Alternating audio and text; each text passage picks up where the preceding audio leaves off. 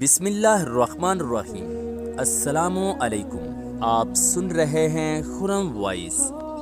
ابو نصر نامی ایک شخص اپنی بیوی اور ایک بچے کے ساتھ غربت و افلاس کی زندگی بسر کر رہا تھا۔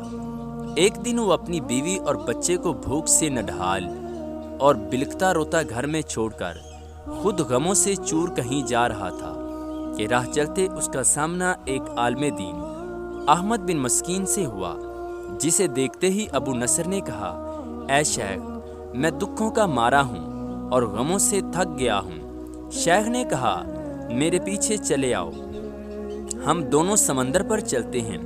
سمندر پر پہنچ کر شیخ صاحب نے اسے 2 رکعتیں نفل نماز پڑھنے کو کہا۔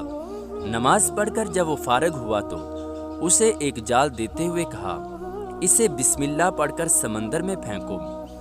جال میں پہلی بار ہی ایک بڑی ساری عظیم الشان مچھلی پھنس کر باہر آ گئی۔ شیخ صاحب نے ابو نصر سے کہا، اس مچھلی کو جا کر فروخت کرو اور حاصل ہونے والے پیسوں سے اپنے اہل خانہ کے لیے کچھ کھانے پینے کا سامان خرید لینا۔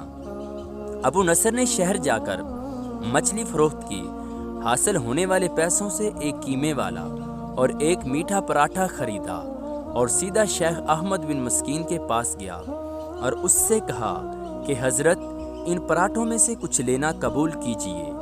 شیخ صاحب نے کہا، اگر تم نے اپنے کھانے کے لیے جال پھینکا ہوتا تو کسی مچھلی نے نہیں پھنسنا تھا۔ میں نے تمہارے ساتھ نیکی گویا اپنی بھلائی کے لیے کی تھی، نہ کہ کسی اجرت کے لیے۔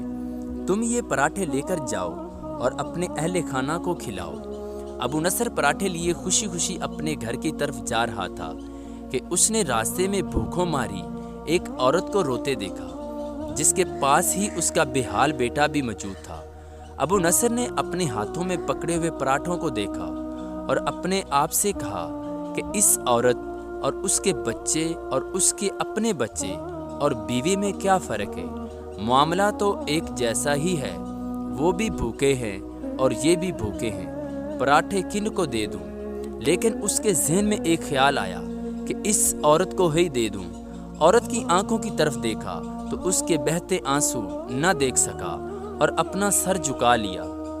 پراٹھے عورت کی طرف بڑھاتے ہوئے کہا، یہ لو، خود بھی کھاؤ اور اپنے بیٹے کو بھی کھلاؤ۔ عورت کے چہرے پر خوشی اور اس کے بیٹے کے چہرے پر مسکراہٹ پھیل گئی۔ ابو نصر غمگین دل لیے واپس اپنے گھر کی طرف روانہ ہوا، یہ سوچتے ہوئے چل دیا کہ اپنے بھوکے بیوی بیٹے کا کیسے سامنا کرے گا۔ گھر جاتے ہوئے راستے میں اس نے ایک منادی والا دیکھا جو کہہ رہا تھا، ہے کوئی جو اسے ابو نصر سے ملا دے؟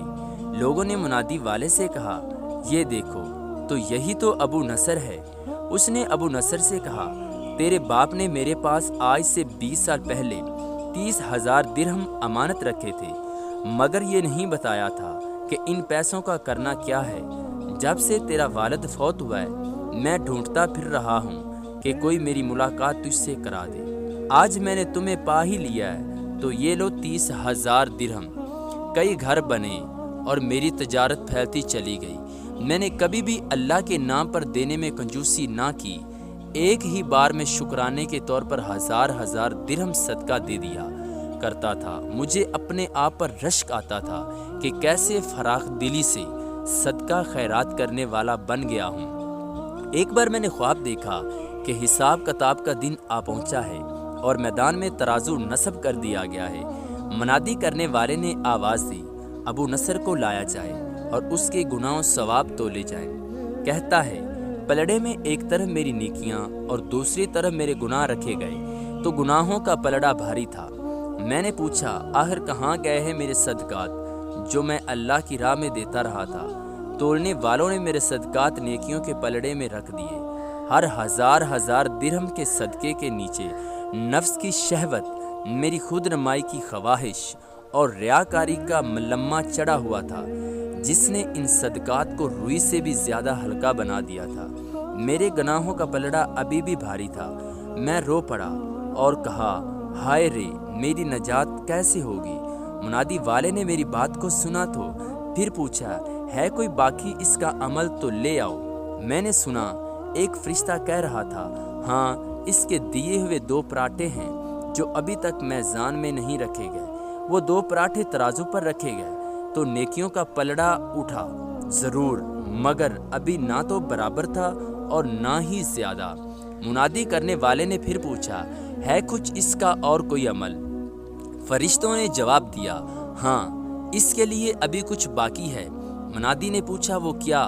کہا، اس عورت کے آنسو جسے اس نے اپنے 2 پراٹھے دیے تھے۔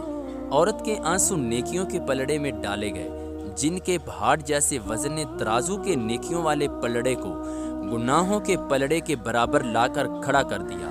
ابو نصر کہتا ہے، میرا دل خوش ہوا کہ اب نجات ہو جائے گی۔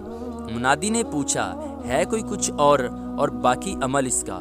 فرشتے نے کہا، ہاں، ابھی اس بچے کی مسکراہٹ کو پلڑے میں رکھا نہ باقی ہے، جو پراٹھے لیتے ہوئے اس کے چہرے پر آئی تھی۔ مسکراہٹ کیا پلڑے میں رکھی گئی، نیکیوں والا پلڑا بھاری سے بھاری ہوتا چلا گیا۔ منادی کرنے والا بول اٹھا، یہ شخص نجات پا گیا ہے۔